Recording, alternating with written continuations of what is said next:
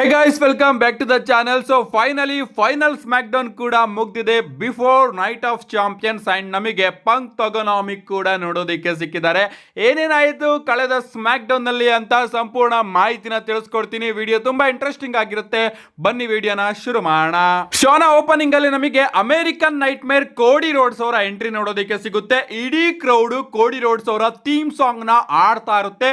ನಿಜವಾಗ್ಲೂ ಇವತ್ತು ಸೌದಿ ಅರೇಬಿಯಾದ ಕ್ರೌಡ್ ಇತ್ತಲ್ಲ, ಆಸಮ್ ಅಂತಾನೆ ಹೇಳ್ಬಹುದು. One of the best crowd ಆಯಿತು ಡಬ್ಲ್ಯೂ ಹಿಸ್ಟ್ರಿಯಲ್ಲೇ. ನಮ್ಮ ಅಮೆರಿಕನ್ ನೈಟ್ ಮೇರ್ ಕೋಡಿ ರೋಡ್ಸ್ ಅವರು ರಿಂಗಿಗೆ ಬರ್ತಾರೆ. ಅಂಡ್ ಇವತ್ತಿನ ಸ್ಟೇಜ್ ಡಿಸೈನ್ ಕೂಡ ಅಷ್ಟೇ ಅದ್ಭುತವಾಗಿತ್ತು. ನನಗೇನೋ ಸಿಕ್ಕಾಪಟ್ಟೆ ಇಷ್ಟ ಆಯಿತು. ರ್ಯಾಂಪ್ ಕೂಡ ತುಂಬಾನೇ ಉದ್ದವಾಗಿ ಡಬ್ಲ್ಯೂ ಅವರು ಇಟ್ಟಿದ್ರು. ಅಂಡ್ ಮೇಲ್ಗಡೆ LED ಸ್ಕ್ರೀನ್ಗಳು ಹಾಕಿರ್ತಾರಲ್ಲ, ಅದನ್ನು ಕೂಡ ಸಿಕ್ಕಾಪಟ್ಟೆ ಇಂಟ್ರೆಸ್ಟಿಂಗ್ ಆಗಿ ಡಬ್ಲ್ಯೂ ಅವರು ಪ್ಲಾನ್ ಮಾಡಿದ್ರು. Over all night of champions ನ ಸ್ಟೇಜು ಹಾಗೆ ಸ್ಮ್ಯಾಕ್ ಡೌನ್ ನ ಸ್ಟೇಜು ನನಗಂತೂ ಸಿಕ್ಕಾಪಟ್ಟೆ ಇಷ್ಟ ಆಯಿತು. ನಮ್ಮ ಕೋಡಿ ರೋಡ್ಸ್ ಅವರು ರಿಂಗಿಗೆ ಬರ್ತಾರೆ. ಇನ್ನೇನು ಅವರು ಮೈಕ್ ನ ತಗೊಂಡು ಮಾತಾಡಬೇಕು ಅಷ್ಟೊತ್ತಿಗೆ ನಮ್ಮ ರ್ಯಾಂಡಿ ಆರ್ಟನ್ ಅವರ ಎಂಟ್ರಿ ಕೂಡ ನಮಗೆ ನೋಡೋದಕ್ಕೆ ಸಿಗುತ್ತೆ.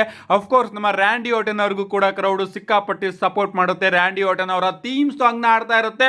ಅಂಡ್ ಅದನ್ನ ಎಂಜಾಯ್ ಮಾಡಿಕೊಂಡು ನಮ್ಮ ರ್ಯಾಂಡಿ ಆರ್ಟನ್ ಅವರು ರಿಂಗಿಗೆ ಬಂದು ಮೈಕ್ ನ ತಗೊಂಡು ಹೇಳ್ತಾರೆ, ಕಳೆದ ವಾರ ಮಂಡೇ ನೈಟ್ ರಾಲಿ ಕೋಡಿ ರೋಡ್ಸ್ ಹಾಗೆ ಜೇ ಉಸೋ ಅವರ ನಡುವೆ ಒಂದು ಅದ್ಭುತವಾದ ಮ್ಯಾಚ್ ನೋಡೋದಕ್ಕೆ ಸಿಕ್ತು.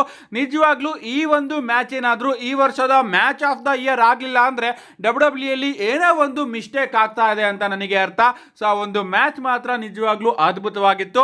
ಬಟ್ ಇವತ್ತು ನಾನು ಆ ಒಂದು ಮ್ಯಾಚ್ ಬಗ್ಗೆ ಮಾತಾಡೋದಕ್ಕೆ ಬಂದಿಲ್ಲ, ಬದಲಿಗೆ ಈ ಒಂದು king of the ring crown ಬಗ್ಗೆ ಮಾತಾಡೋದಕ್ಕೆ ಬಂದಿದ್ದೀನಿ.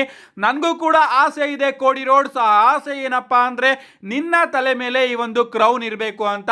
ಬಟ್ ಅದು ಈ ವರ್ಷ ಆಗಬಾರ್ದು, ಯಾಕಂದ್ರೆ ಈ ವರ್ಷ ನಾನ್ ಗೆಲ್ಬೇಕು. ಯಾಕಂದ್ರೆ ನನ್ನ ಆಸೆ ಇನ್ನೂ ಕೂಡ ಕಂಪ್ಲೀಟ್ ಆಗೋದು ಬಾಕಿ ಇದೆ ಅಂತ ಮಾತಾಡ್ತಾ ಇರ್ತಾರೆ. ಸಡನ್ ಆಗಿ ಒಂದು ಬ್ರೇಕ್ ನಮಗೆ ನೋಡೋದಕ್ಕೆ ಸಿಗುತ್ತೆ. We will be right back ಅಂತ. ನಾನು ಅನ್ಕೊಂಡೆ ಇದೇನ್ ಗುರು, ಸೆಗ್ಮೆಂಟ್ ಮಧ್ಯದಲ್ಲಿ ಇವರು ಅಡ್ವರ್ಟೈಸ್ಮೆಂಟ್ ನ ಕೊಡ್ತಾ ಇದಾರಲ್ಲ, ಅದು ಕೂಡ ನೆಟ್ಫ್ಲಿಕ್ಸ್ ಅಲ್ಲಿ ಅಂತ. ಅದಾದ್ಮೇಲೆ ನೋಡಿದೆ, 1 ನಿಮಿಷ ಆಯ್ತು, 2 ನಿಮಿಷ ಆಯ್ತು, 5 ನಿಮಿಷ ಆಯ್ತು, 10 ನಿಮಿಷ ಆಯ್ತು, 15 ನಿಮಿಷ ಆಯ್ತು, ಬರ್ತಾನೆ ಇಲ್ಲ ಗುರು. ಅಂಡ್ ಅದಾದ್ಮೇಲೆ ಗೊತ್ತು, ಸ್ವಲ್ಪ ಟೆಕ್ನಿಕಲ್ ಇಶ್ಯೂ ಇಂದ ಅಲ್ಲಿನ ಎಲ್ಲ ಪವರ್ ಕಟ್ ಆಗಿದೆಯಂತೆ. ಅಂಡ್ ಅದಕ್ಕೋಸ್ಕರ ಸ್ವಲ್ಪ ಕಾಯ್ದಿರಿಸಿ ಆಮೇಲೆ ಬರುತ್ತೆ ಅಂತ ಹಾಕ್ಬಿಟ್ರು. ನಿಜವಾಗ್ಲೂ ನನಗೆ ಎಷ್ಟು ಉರಿತಾ ಇತ್ತು ಅಂದ್ರೆ, ಒಂದು ಅದ್ಭುತವಾದ ಸೆಗ್ಮೆಂಟ್ ನೋಡೋದಕ್ಕೆ ಸಿಗ್ತಾ ಇದೆ. ಆ ಒಂದು ಸೆಗ್ಮೆಂಟ್ ಮಧ್ಯೆ ನೀವು ಈ ರೀತಿ ಕೆಲಸನ ಮಾಡ್ಕೊಂಡ್ರೆ ನಿಜವಾಗ್ಲೂ ಎಲ್ಲ ಮಜಾನೂ ಕೂಡ ಹಾಳಾಗುತ್ತೆ. ಒಂದು 15ರಿಂದ 20 ನಿಮಿಷ ಬರಲೇ ಇಲ್ಲ. ಅಂಡ್ ಅದಾದ್ಮೇಲೆ ಕೋಡಿ ರೋಡ್ಸ್ ಹಾಗೆ ರ್ಯಾಂಡಿ ಆರ್ಟನ್ ಅವರು ಕೂಡ ಸೆಗ್ಮೆಂಟ್ಗಳನ್ನ ಮುಗಿಸ್ಕೊಂಡು ಹೋಗ್ತಾರೆ. ಅಂಡ್ ಅಲ್ಲಿ ಏನಾಯ್ತು ಅಂತಾನೂ ಕೂಡ ನನಗೆ ಗೊತ್ತಾಗ್ಲಿಲ್ಲ. ಬಟ್ ಬೆಳಿಗ್ಗೆ ಗೊತ್ತಾಯ್ತು ಏನಾಯ್ತು ಅಂತ. ಅಂಡ್ ನಾನು ಹೇಳ್ತೀನಿ ಆ ಒಂದು ಸೆಗ್ಮೆಂಟ್ ಅಲ್ಲಿ ಏನಾಯ್ತು ಅಂತ.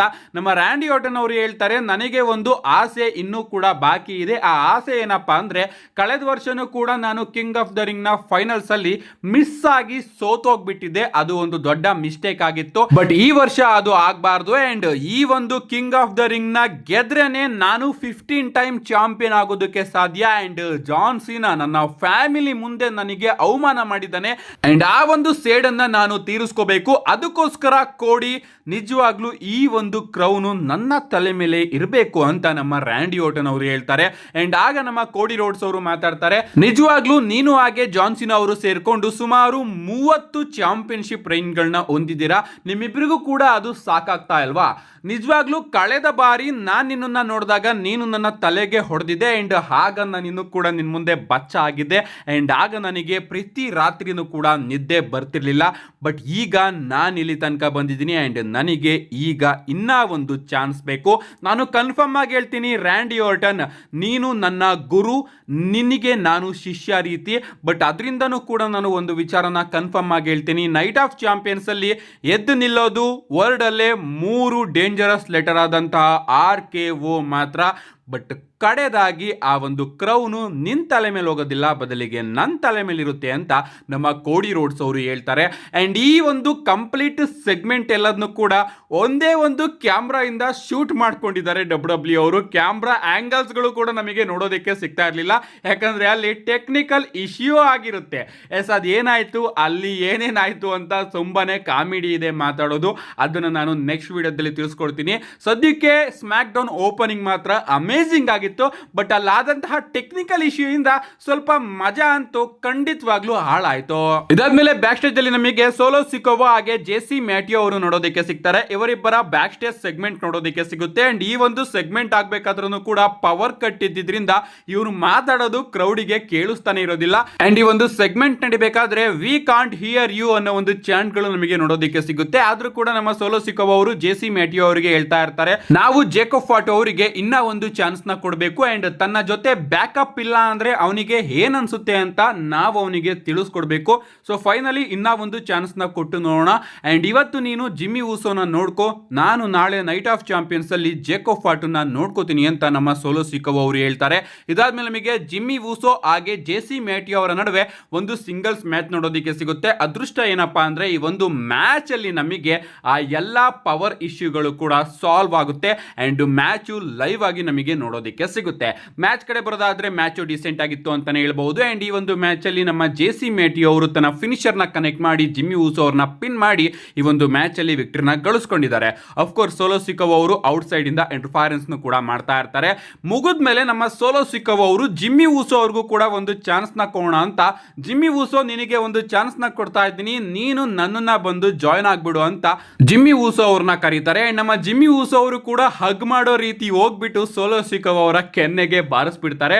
ಇದಾದ್ಮೇಲೆ ನಮ್ಮ ಜೆಸಿ ಮ್ಯಾಟಿಯೋ ಅವರು ಕೂಡ ಬಂದು ಜಿಮ್ಮಿ ಊಸೋ ಅವರ ಮೇಲೆ ಅಟ್ಯಾಕ್ ಮಾಡ್ತಾರೆ. ಸೋಲೋ ಸಿಕೋವಾ ಹಾಗೆ ಜೆಸಿ ಅವರು ಸೇರ್ಕೊಂಡು ಜಿಮ್ಮಿ ಊಸೋ ಅವ್ರನ್ನ ಅಟ್ಯಾಕ್ ಮಾಡಬೇಕಾದ್ರೆ ಸಡನ್ ಆಗಿ ಇಲ್ಲಿ ನಮ್ಮ ಜಿಮ್ಮಿ ಊಸೋ ಅವ್ರನ್ನ ಕಾಪಾಡೋದಕ್ಕೆ ಜೇಕೋಬ್ ಫಾಟೋ ಅವರ ಎಂಟ್ರಿ ನೋಡೋದಕ್ಕೆ ಸಿಗುತ್ತೆ. ಜೇಕೋಬ್ ಫಾಟೋ ಅವರು ಬರ್ತಾರೆ, ಜೆಸಿ ಮ್ಯಾಟಿಯೋ ಅವ್ರನ್ನ ಚಿಂದಿ ಉಡಾಯಿಸಿ ಜಿಮ್ಮಿ ಊಸೋ ಅವ್ರನ್ನ ಕಾಪಾಡ್ತಾರೆ. ಇದಾದ್ಮೇಲೆ ಜಿಮ್ಮಿ ಊಸೋ ಹಾಗೆ ಜೇಕೋಬ್ ಫಾಟೋ ಅವರ ನಡುವೆ ಕೂಡ ಫೇಸ್ ಆಫ್ ನೋಡೋದಕ್ಕೆ ಸಿಗುತ್ತೆ. ಅಂಡ್ ಆ ಒಂದು ಟೈಮಲ್ಲಿ ಹಿಂದೆಯಿಂದ ಸೋಲೋ ಸಿಕೋವಾ ಅವರು ಜೇಕೋಬ್ ಫಾಟೋ ಅವರ ಮೇಲೆ ಅಟ್ಯಾಕ್ ಮಾಡೋದಕ್ಕೆ ಬರ್ತಾರೆ. ಬಟ್ ನಮ್ಮ ಜಿಮ್ಮಿ ಊಸೋ ಅವರು ಜೇಕೋಬ್ ಫಾಟೋ ಅವ್ರನ್ನ ತಳ್ಳಿ ಸೋಲೋ ಸಿಕೋವಾ ಅವರಿಗೆ ಒಂದು ಸೂಪರ್ ಕಿಕ್ ನ ಹೊಡೆದು ಅವರನ್ನ ಅಲ್ಲಿಂದ ಹೊರಗಡೆ ಹಾಕ್ತಾರೆ. ಅಂಡ್ ರಿಂಗ್ ಮೇಲ್ಗಡೆ ಜಿಮ್ಮಿ ಊಸೋ ಹಾಗೆ ಜೇಕೋಬ್ ಫಾಟೋ ಅವರು ನಿಂತಿದ್ರೆ ರಿಂಗ್ ಕೆಳಗಡೆ ಸೋಲೋ ಸಿಕೋವಾ ಹಾಗೆ ಜೆಸಿ ಮ್ಯಾಟಿಯೋ ಅವರು ಹೋಗ್ತಾ ಇರ್ತಾರೆ. ಈ ಒಂದು ಸ್ಟೋರಿ ಕೂಡ ಅದ್ಭುತವಾಗಿತ್ತು. ಇದಾದ್ಮೇಲೆ ನಮಗೆ ವಿಮೆನ್ಸ್ ಯುನೈಟೆಡ್ ಸ್ಟೇಟ್ ಚಾಂಪಿಯನ್ಶಿಪ್ ಗೆ ಜೂಲಿಯಾ ಹಾಗೆ ಜೆಲೀನಾ ವೇಗಾ ಅವರ ನಡುವೆ ಒಂದು ಸಿಂಗಲ್ಸ್ ಮ್ಯಾಚ್ ನೋಡೋದಕ್ಕೆ ಸಿಗುತ್ತೆ. ಮ್ಯಾಚ್ ಕಡೆ ಬರೋದಾದ್ರೆ ಮ್ಯಾಚ್ ಡಿಸೆಂಟ್ ಆಗಿತ್ತು. ಅಂಡ್ ಈ ಒಂದು ಮ್ಯಾಚ್ ಅಲ್ಲಿ ನಮಗೆ ಹೊಸ ಚಾಂಪಿಯನ್ ನೋಡೋದಕ್ಕೆ ಸಿಕ್ಕಿದ್ದಾರೆ. ಯಾಕಪ್ಪ ಅಂದ್ರೆ ನಮ್ಮ ಜೂಲಿಯಾ ಅವರು ಎಂಡಿಂಗ್ ಅಲ್ಲಿ ಎರಡೆರಡು ನೀನ ಕನೆಕ್ಟ್ ಮಾಡಿ ತನ್ನ ಫಿನಿಶರ್ ನ ಕನೆಕ್ಟ್ ಮಾಡಿ ಜೆಲೀನಾ ವೇಗಾ ಅವ್ರನ್ನ ಪಿನ್ ಮಾಡಿ ಇವತ್ತು ಹೊಸ ವಿಮೆನ್ಸ್ ಯುನೈಟೆಡ್ ಸ್ಟೇಟ್ ಚಾಂಪಿಯನ್ ಆಗಿದ್ದಾರೆ. ಇದಾದ್ಮೇಲೆ ನಮಗೆ ಜೇಡ್ ಕಾರ್ಗಿಲ್ ಹಾಗೆ ಆಸ್ಕಾ ಅವರ ನಡುವೆ ಒಂದು ಸೆಗ್ಮೆಂಟ್ ನೋಡೋದಕ್ಕೆ ಸಿಗುತ್ತೆ. ನಮ್ಮ ಜೇಡ್ ಕಾರ್ಗಿಲ್ ಅವರು ಆಸ್ಕಾ ಅವರಿಗೆ ಹೇಳ್ತಾ ಇರ್ತಾರೆ, ನಾನು ಖಂಡಿತವಾಗ್ಲೂ ಕೂಡ ನಿನ್ನನ್ನ ಸೋಲ್ಸಿ ಕ್ವೀನ್ ಆಫ್ ದ ರಿಂಗ್ ಆಗಿ ಸಮ್ಮರ್ ಸ್ಲಾಮ್ ಅಲ್ಲಿ ಹೋಗಿ ಚಾಂಪಿಯನ್ ಆಗ್ತೀನಿ ಅಂಡ್ ಇದನ್ನ ನಿನ್ ಕೈಯಲ್ಲಿ ತಡೆಯೋದಿಕ್ಕೆ ಆಗೋದಿಲ್ಲ ಅಂತ ನಮ್ಮ ಜೇಡ್ ಕಾರ್ಗಿಲ್ ಅವರು ಆಸ್ಕಾಗೆ ಹೇಳ್ತಾರೆ. ಅಂಡ್ ಆಸ್ಕಾ ಅವರು ಕೂಡ ಜೇಡ್ ನನಗೆ ಗೊತ್ತು ನೀನು ಸಿಕ್ಕಾಪಟ್ಟೆ ಸ್ಟ್ರಾಂಗು ಅಂತ, ಬಟ್ ಪವರ್ ಇಂದನೇ ಎಲ್ಲವೂ ಕೂಡ ಆಗೋದಿಲ್ಲ, ಯಾಕಂದ್ರೆ ನಾನು Asuka and no one ready for Asuka ಅಂತ ನಮ್ಮ ಆಸ್ಕಾ ಅವರು ಹೇಳ್ತಾ ಇರ್ತಾರೆ. ಅಂಡ್ ಇಡೀ ಕ್ರೌಡ್ ಈ ಒಂದು ಸೆಗ್ಮೆಂಟ್ ಅಲ್ಲಿ ಆಸ್ಕಾ ಅವರಿಗೆ ಸಪೋರ್ಟ್ ಮಾಡ್ತಾ ಇರುತ್ತೆ. ಸಡನ್ ಆಗಿ ನಮಗೆ ನಯೋಮಿ ಅವರ ಎಂಟ್ರಿ ನೋಡೋದಕ್ಕೆ ಸಿಗುತ್ತೆ.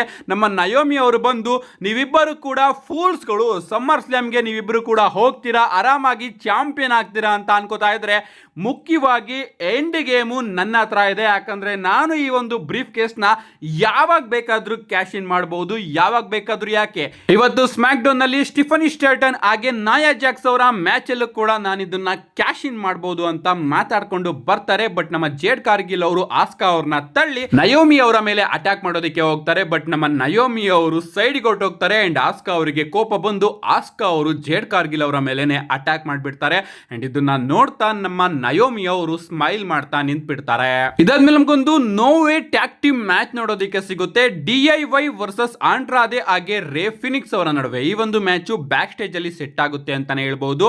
ಅಂಡ್ WWE ಅವರು ಅನ್ಎಕ್ಸ್ಪೆಕ್ಟೆಡ್ ಆಗಿ ಈ ಒಂದು ಮ್ಯಾಚ್ ನ ಸೆಟ್ ಮಾಡೋದ್ರು ಕೂಡ ಎಂತ ಮ್ಯಾಚ್ ಗುರು, ನಿಜವಾಗ್ಲೂ ಮ್ಯಾಚ್ ಆಫ್ ದ ಇಯರ್ ಆಗೋಯ್ತು. ಇಷ್ಟೊಂದು ಅದ್ಭುತವಾದ ಟ್ಯಾಗ್ ಟೀಮ್ ಮ್ಯಾಚ್ ನ ನೋಡಿ ತುಂಬಾ ದಿನಗಳಾಗಿತ್ತು. ನನಗಂತೂ ಯಾರ್ಯಾರು ಈ ಒಂದು ಮ್ಯಾಚ್ ನ ನೋಡಿಲ್ಲ ಖಂಡಿತವಾಗ್ಲೂ ನೋಡಿ, ಯಾಕಂದ್ರೆ ಅಂತಹ ಕ್ಲೋಸ್ ಮೂಮೆಂಟ್ಸ್ಗಳು ನಮಗೆ ಈ ಒಂದು ಮ್ಯಾಚ್ ಅಲ್ಲಿ ನೋಡೋದಕ್ಕೆ ಸಿಕ್ತು.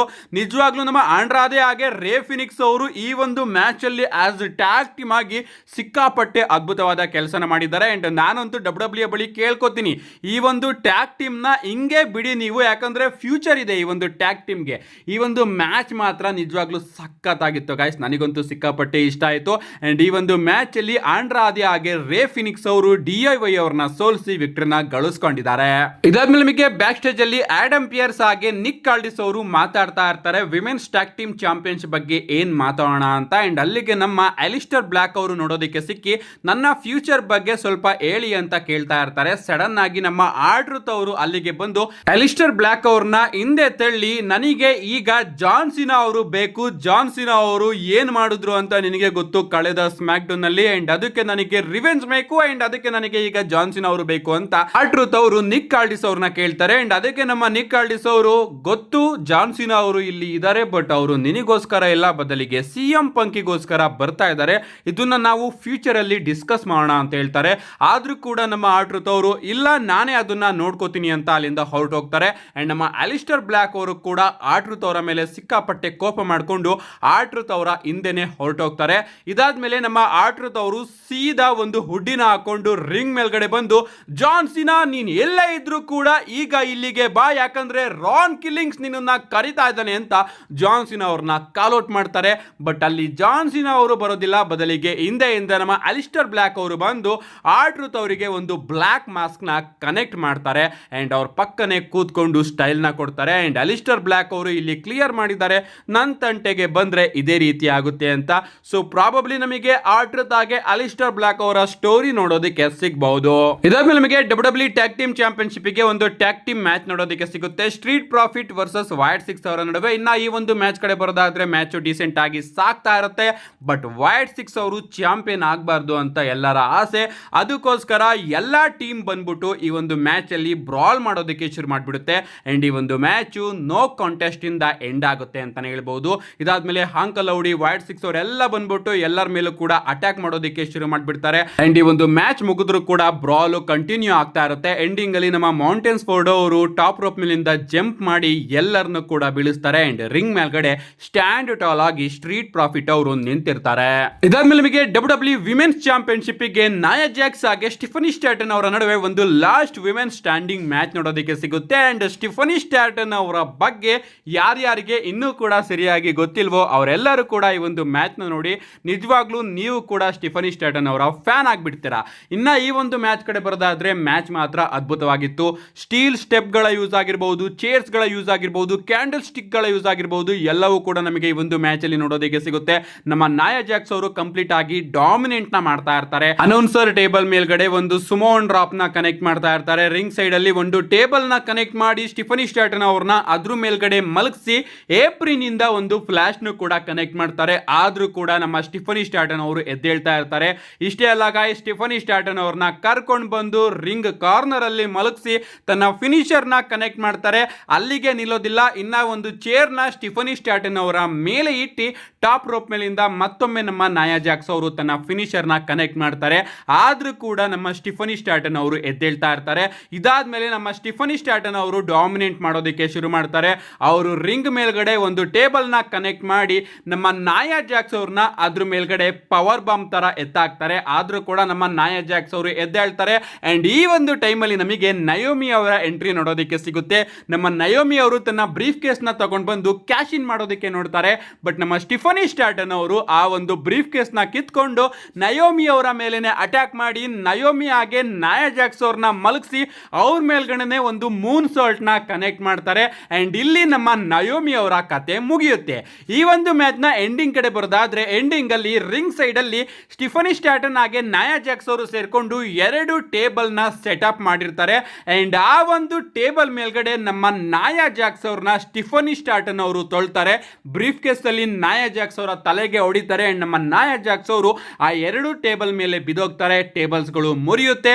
ಅಂಡ್ ಈ ಒಂದು ಮ್ಯಾಚ್ ಅಲ್ಲಿ ಈ ರೀತಿ ನಮ್ಮ ಸ್ಟಿಫನಿ ಸ್ಟ್ಯಾಟನ್ ಅವರು ತನ್ನ ಚಾಂಪಿಯನ್ಶಿಪ್ ನ ರಿಟೈನ್ ಮಾಡ್ಕೊಂಡಿದ್ದಾರೆ.